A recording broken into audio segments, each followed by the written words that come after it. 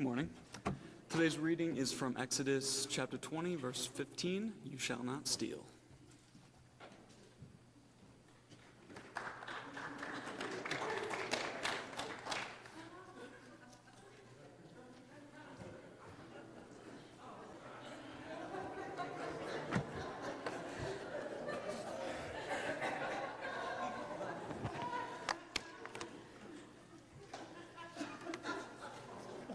Mark, Paul, you see now why I keep pressing for a new church sign?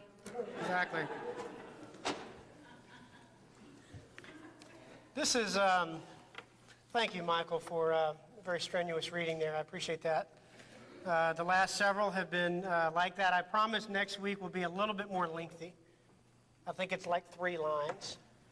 So that's what happens when we do the Ten Commandments. This is a bit of an awkward sermon. I struggle with, what angle to approach this from. So the title just kind of keep things in perspective. This command, you shall not steal. On the surface, it's very simple. But when you start boring down into sort of, why do we need to hear that? It gets quite complicated. On one hand, you read this in the Bible, and there's no explanation given, right? Moses doesn't elaborate on this one the way that he does with some of the other commands. And maybe that's the point. At some level, we don't have to. Right? Stealing is stealing. Doesn't matter if it's something big or something small. Theft is theft, and don't do it. Now let's stand and sing. But when you think about, what's the mindset? Why did Israel need to hear this command? And even Paul in the New Testament, and I haven't documented these passages, and we won't read them, but I was astounded. You kind of survey what the New Testament says, that Paul, whenever he's writing to Gentiles, and I think it's in Galatians and one in Thessalonians, where he says, you used to live like this, and then he lists like a list of sins. Like thieves is always in there. Like stealing is always in there. How could these people be thieves? Their former way of life characterized by stealing. Well, the implication when Paul writes is now that you're in Christ, don't do that anymore. Right? And so what is the mindset? But I think it's more than just, this is one of those sermons where I hope it applies to no one in here. At least on the surface, right? Now, hopefully we don't have a bunch of thieves sitting in here. But when you think about what it's really getting at and why we need to hear this command, it's another one where we're all going to be guilty at the end of the day. Because it doesn't deal with just externally taking something that doesn't belong to you.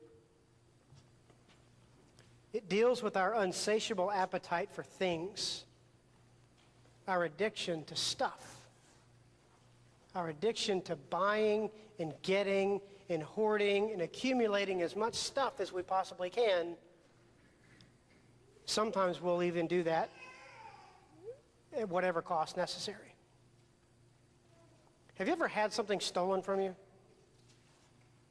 Raise your hand if you've had something stolen. I'm not talking about a pack of gum. I mean like something significant. Or if you've had a pack of gum stolen, I don't want to minimize that because it's still stealing. I had a guitar stolen one time from a guy that I went to church with. Interestingly, he hadn't been there for years, and so he kind of fell away. And playing the guitar a long time, I think I was probably 21 or so. I don't know, but at the beach where I grew up, there's a lot of little pawn shops and things like that. It's a beach community, and so people are constantly selling things. And some of the best musical equipment that you can buy is from a pawn shop. And so there was one that was kind of relatively new store. It had been open about a year, right on the main road, kind of close to our church building. And so I would stop in there from time to time and see what they had. And I had loaned a guitar to a guy at church one time, and I hadn't seen him for probably a year. You know where this is going. Well, you don't know where it's going. It wasn't you, but I walk in the door, and guess what's hanging on the wall? My guitar. Well, I had bought it from a previous pawn shop, so I didn't have documentation. I didn't have documentation on the serial number and things like that. And so I'm talking to the guy, and I'm like, look, that's my guitar, and I think I know how you got it. And so, we put our heads together, and long story short, I got my guitar back with help of law enforcement and a phone call to my friend. I got the guitar back, and I guess he thought I would never come looking for the guitar. I would, I don't know. I guess he thought I was an idiot. I don't know. But anyway, he stole. And that's like my first, that's a minor, example. Some people get their houses broken into, and, it really gets to be quite serious. But how do you feel when somebody steals from you? You just feel violated. You just feel like they have no regard for you or anything that you own. And so you kind of have to think, put yourself in the shoes of those who have things stolen from them to really hear the seriousness of this command. And again, it comes down to this idea that life is just littered with things, with stuff, with toys. And we live in a society that tells us you need more, and you need more, and you deserve more. And if we buy into that enough, eventually it becomes an addiction. We end up getting a shopping type addiction where we're just collecting things and toys and stuff, and some people will stop at nothing to get it. And this is where it comes into play. This is where stealing comes into play. It's tempting to read over this. It's tempting to say, okay, well, I haven't stolen anything. I didn't ask that question, right? Remember, don't raise your hand if you've stolen. That's a different sermon. But it's tempting to read over this command because most of us probably haven't stolen something, material, a car, or a purse, or a guitar, or, whatever. You fill in the blank, and, iPad or whatever. Most of us probably haven't done that. But the 8th command is every bit as much about the heart as any of the others. And what we'll find out, there's more to stealing than just the external. There's more to stealing than just taking someone else's stuff that doesn't belong to you. This is ultimately a heart issue.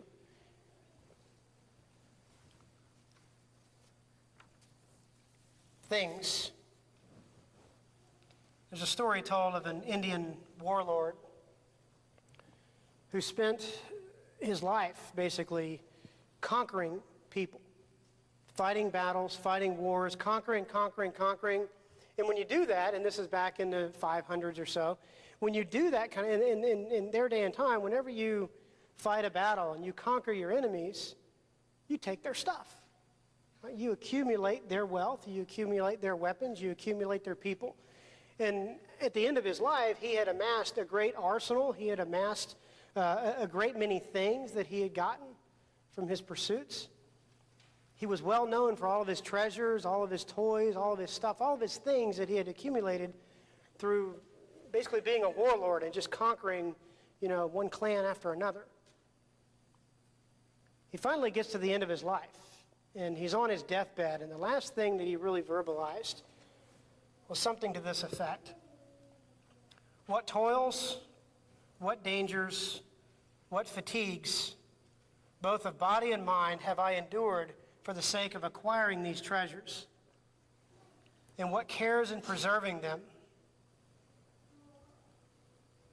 And now I'm about to die and leave them. As he was on his deathbed, his last request was not to have his family brought before him, not to pray to his God, but to have his treasures brought to him so that he could die with his stuff. And it's easy to kind of look at that and go, well, what a moron, right? What a selfish, arrogant, egotistical, materialistic maniac. But how many of us live our lives the same way? How many of us live our lives with the mindset of, I need to get, and I need to get, and I need to get, and I need more and more and more stuff? We know that we can't take it with us. Jesus has been plain about that. There's passages all throughout the New Testament, right? Where your treasure is, your heart will be also. And the abundance of a person's life does not consist in his material wealth or his material things or the things that he owns. So we all know that spiritually. We know that intellectually. But how do we live our lives?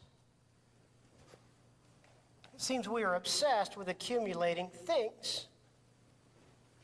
And this is really more preventative more than anything else. And you know, I'm hoping we haven't crossed that line. And we'll look at things not how to steal. This is not a how-to. This is not a prescriptive sermon. Things that we tend to steal in a few moments. But if you trace this logic too far, this obsession with things, it gets unholy very quickly.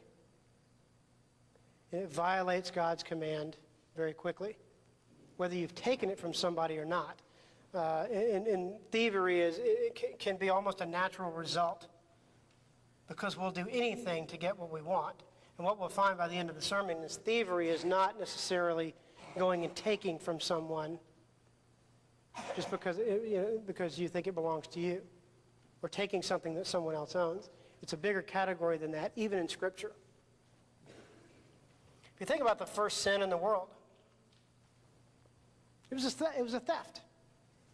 You know, God told Adam and Eve, don't eat off of this tree. What they did is they went and ate off of that tree. So this tree of knowledge of good and evil, they stole what rightly belonged to God. They stole from this command to not eat of this tree. And it doesn't get any better. We get to the book of Joshua, and we're familiar with the story of Achan, who stole. At the Battle of Jericho, the command was to destroy everything and devote that to God. All of the treasures, all of the wealth, all of the stuff that's laying on the ground at the end of a battle, basically, at the end of conquering a territory, that's supposed to be devoted to God. And what does Achan do? He takes some and he hides it under his mat in his tent, and he steals it. And he ultimately pays the penalty as well as his entire family. King Ahab, one of the wealthiest kings Israel ever had, was discontent with what God had blessed him with. And he went after another man's garden, and he stole it. John tells us in the book of John that Judas was a thief. He used to help himself to what was in the money bag. So this is a common problem. And while those of us who are, good Christians and, we don't live this kind of life, we don't do this kind of thing, as soon as you start thinking that way, that this command is irrelevant to me because I don't steal, that's where you start getting into trouble. And it gets very quickly, you start crossing a line in justifying the stuff that we have accumulated. Simply put, you cannot be a person of character and be a thief. I've talked about this before. When you think about God's grace and God's blessings and what he blesses our lives with, whether it's material things, our jobs or whatever it is, and our families and all the things that we are blessed with, and I believe God does bless us with things. It's not wrong to own things. But if you're a consumer, more so than a distributor, then that's equivalent to being a thief. The opposite of stealing is sharing. So if we're not distributing God's blessings, if we're not distributing to those who are in need, and when God has blessed us very richly, just imagine if we just ignored Honduras. Let's just imagine that we just ignored the needs in Mexico that we participated in for so long. Let's just pretend we just ignore the needs in Haiti. We just want to be kind of our own isolated little church, and we don't want any outside interference, and it's all about us. Well, that's the opposite of sharing. And we're stealing what rightfully belongs to God by not sharing it with others. So when you start boring down into this command, it's much more intense than just the outward, language of do not steal. We are to be distributors of God's grace, not consumers. And this is the opposite of our society that we live in. The society that we live in says, consume, consume, consume. And you have a right to consume and consume and consume and hoard and hoard and hoard and accumulate and accumulate and accumulate and knock yourself out. The sky's the limit. And again, it's not wrong to have things unless you get it wrongly. And that doesn't just mean go and taking it from somebody. There's other ways that you can acquire stuff wrongly. James says it very plain in the Epistle of James, and 1 John says it also. If you see someone who's in need and you don't take pity on them, how can the love of God be in you? So I want us to kind of, maybe the best way to kind of bore down into this command is to look at the opposite. Look at the idea of sharing with one another. Look at the idea of fellowshipping with one another. Looking at the idea of aiding one another. And then learning what the flip side is on this. It's really about discontentment when you think about it. Theft is about discontentment. It's about not being content with what God has given you. And we need a biblical view of things. And what this command does is it shows us that things come from God. And then God demands an accounting of the things that he has given us. Again, it comes back to the accounting metaphor. What he has given us, we have the responsibility to distribute. And he will demand an account. Think about the workers who, the parable of the manager who hires the workers, and he gives each one a talent. At the end of the day, he comes back and says, what did you do with it? Right? Did you multiply it? Did you put it to good use? Or did you bury it? Did you hoard it? Did you keep it to yourself? And we know the end result of that parable. Those who multiply God's blessings are blessed. The one who hoards it is cast out, and he's labeled as wicked and lazy. The thief's root problem, again, is his dissatisfaction with the portion that God has allotted him. And we have to be careful. I mean, things can own any of us. Right, again, it's not wrong to own things unless the thing owns you. And that can happen to any of us, whether we're rich or poor, whatever. This is a sermon that gets everybody. And it's about stuff and our insatiable desire to accumulate, eventually to the point of no matter what. Some things that we steal. Again, this is not a how-to. This is not prescriptive. It's descriptive. Things that we have a tendency to steal, and there's the obvious, right? There's like money, property, stuff, things, that somebody might own that we want, like my guitar, right? Not you, but my friend apparently wanted it and stole it. And it doesn't matter. We tend to look at this as, okay, well, I haven't stolen a car, so I'm still pretty good, right? It can be as little as stealing a car, and I'm going to tell him my dad for just a second. When he was a child, he's here in the audience, so I can do this. When he was a child, he stole some peaches one day. Remember? You broke in. It wasn't just him. It was several of them. They broke into the school warehouse where they were storing peaches, and they ate them. Probably pretty good. Were they good? Yeah, lots of them. Right? Yeah. Ate all of them, cleaned them out. Just completely, I guess they were making them for peach cobbler or pie or something, but they ate them. Well, something as little as that, or stealing an extra milk at lunch or whatever. I mean, we can get to like little, minute type of things, but the root problem is still the same whether I steal a carton of milk or a car. It's my discontent with what God has given me. So the attitude is the same, the heart is the same. So there's property, there's the stuff, there's the things. Interestingly, I read an author this week that talked about stealing time. When do we steal people's time? Right? If you're chronically late to every appointment you ever have, and you chronically stand people up and they wait for you and you don't ever show, that's stealing their valuable time. Well, how many of us haven't done that? Right? What about the theft of ideas?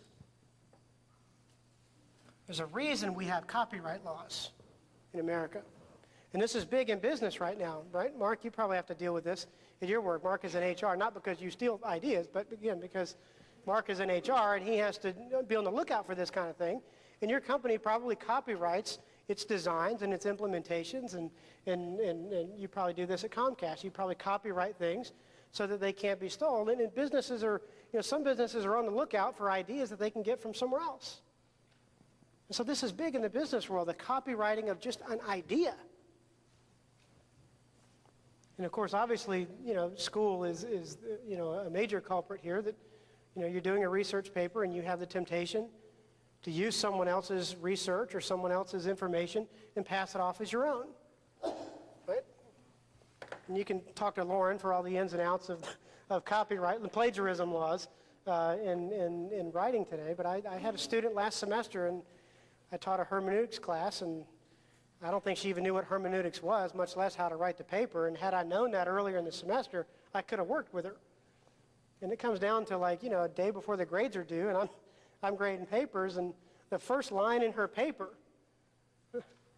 she doesn't know those words.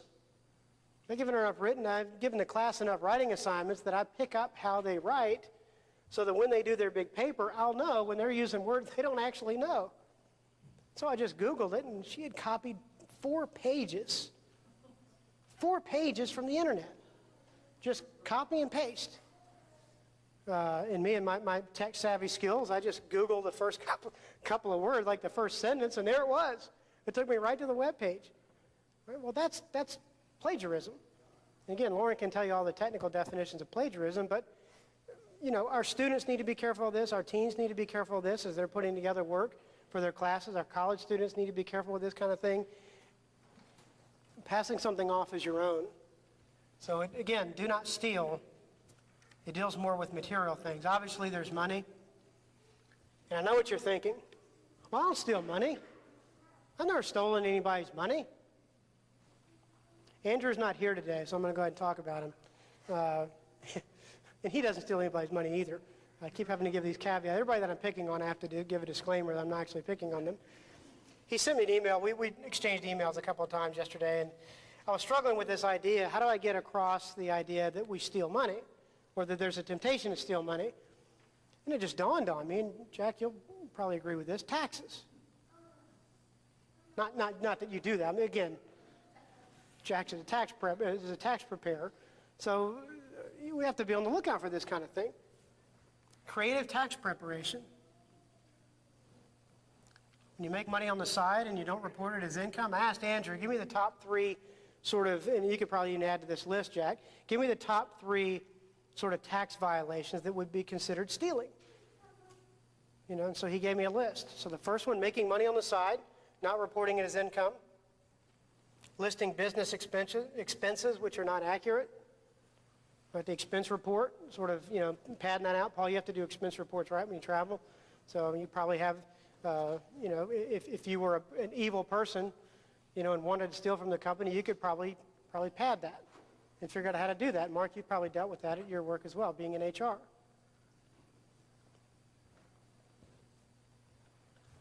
And here's another big one. Listing charitable giving where you did not give. And this bores us right down into the next major point. When do we rob God?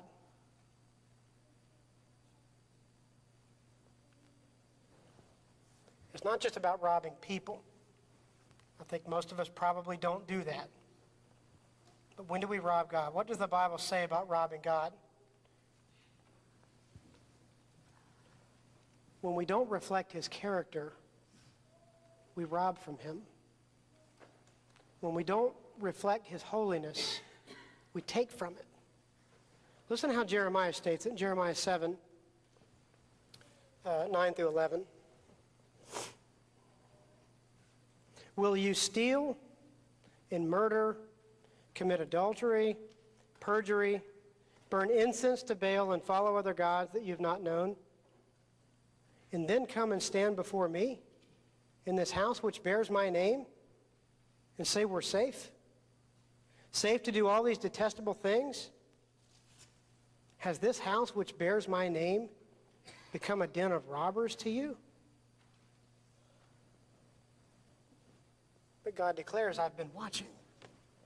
This is the passage that Jesus quotes when he goes into, the temple, and the money changers are there, and he sort of turns the tables over and he cleanses the whole entire temple system and turns it on his head, and he says, "You're a bunch of thieves. This is a den of robbers." But it's not just the money aspect. If you go back and read Jeremiah, it has little to do with money. It has to do with the way that we live our lives. And if we're living like pagans and we're living like the world and we have these insatiable desires of the world, and then we come into God's house and say we're safe, God says, "This is how you steal from me." And he uses that language. So we're all thieves. You think about it, because we all live inconsistent lives. I'm not saying go home and beat yourself up over it. I mean, God's grace covers us and we have forgiveness, but be mindful of how we live our lives, and that's not a substitute. And that Sunday morning when we come in here for an hour and a half is not a substitute for how we live our lives. If there's that inconsistent of a balance, Jeremiah would call it theft. Well, how else do we rob God? Malachi lays it right out there with tithes and offerings. But will a man rob God? Yet you rob me. But you ask, well, how do we rob you? In tithes and offerings. You're under a curse, the whole nation of you, because you are robbing me. Bring the whole tithe into the storehouse. There may be food in my house. Test me in this, says the Lord Almighty, and see if I will not throw open the floodgates of heaven and pour out so much blessing that you will not have enough room for it. I will prevent pests from devouring your crops, and the vines of your field will not cast their fruit, says the Lord Almighty. We talked about this a couple of weeks ago, and when I was meeting with the elders, and we were looking at the budget numbers that they presented a few weeks ago, and we were looking at the offering, and there's peaks and valleys whenever you talk about church offering and contributions. There's good times and there's bad times. It's like every other aspect of life. And we were kind of talking about, we'd seen a period where there was some concern, and we were all in agreement. We don't ever want to be the kind of church that tells somebody how much they need to give. And we're not going to be the kind of church that will ever go and ask you. That's not the way that we are. But the Bible lays it out there, and I think this is a spiritual discipline. And Mark Cristaldi is teaching basically a Bible class on, sort of simple spiritual disciplines that we can put into play in our lives because of the busyness that's in our world. And one of the spiritual disciplines, and he won't get to this in the book, but tithing. And I know what you're thinking. You read the Malachi verse and you say, well, that's the Old Testament. We don't have to do that anymore, right? I don't know of a single instance where Jesus tells his followers that they can do less than Moses. And I would never make tithing a command, and I would never want to tell anybody how much they need to give. But if you're not contributing because you want to buy the newest iPad, that's stealing from God. If you're not contributing because you want to get the new 2013 model vehicle, when you probably already have the 2011 model, that's stealing from God.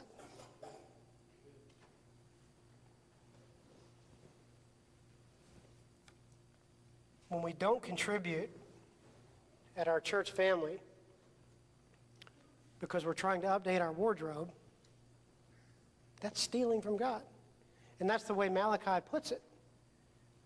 And again, we would never tell anybody how much they need to give. Just give. Just give something and have your heart reflective about how much you give and have that as a spiritual discipline.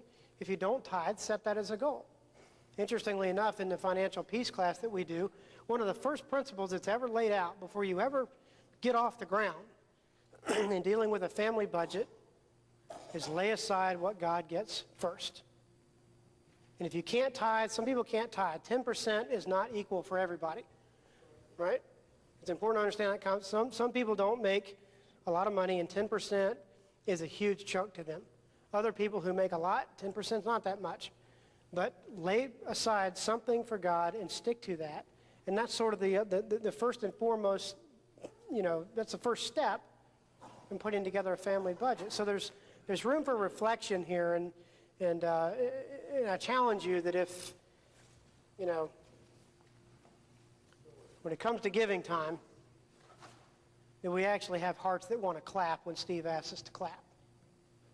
When it comes to giving time, when Warren says it's giving time and he starts clapping, we do that not to make noise, but because it's a reflection of our view of things, that they don't belong to us, that they belong to God, and we're not here to satisfy our insatiable appetite for things. So how do we begin to change our hearts? Again, I hope this doesn't apply to any of you, but I was born at night, it wasn't last night. Be thankful and content. People of character remember how much God has given them and how much more that they deserve. Simply put, be content. Content people don't steal. Right? Content people, you never met a thief that was content with what they had. So we need to learn to be thankful and learn to be content. And it's hard because we live in a culture, in a climate, in a country, in a society, in a mindset of the West that is just opposite of this. Contentment, you'll never see a billboard that says be content. It's always get more. Get more and get more. And if you chase that to its logical conclusion, you'll stop at nothing to get it. The opposite of stealing. Share whenever you can. Again, this gives us a proper perspective on things. They don't belong to us. We're not just to be, we're not to be consumers of God's blessings. We're to be distributors of them. Think about the wealthy landowner, the parable where he acquires so many crops and he runs out of barn space. He says, I have to build a bigger barn. And Jesus says he was foolish because that night his life will be demanded of him. And it's like this Indian warlord who dies with all this stuff around him because he didn't have a proper perspective on things and how they first belong to God and then should be shared with others. And finally, simply put, trust God. Isn't it interesting how each command that we've looked at has a way of coming back to the first? I am the Lord your God. Without that first command or statement, however you want to look at that, none of the rest of them make any sense. Yeah, they might be good ways to live your life,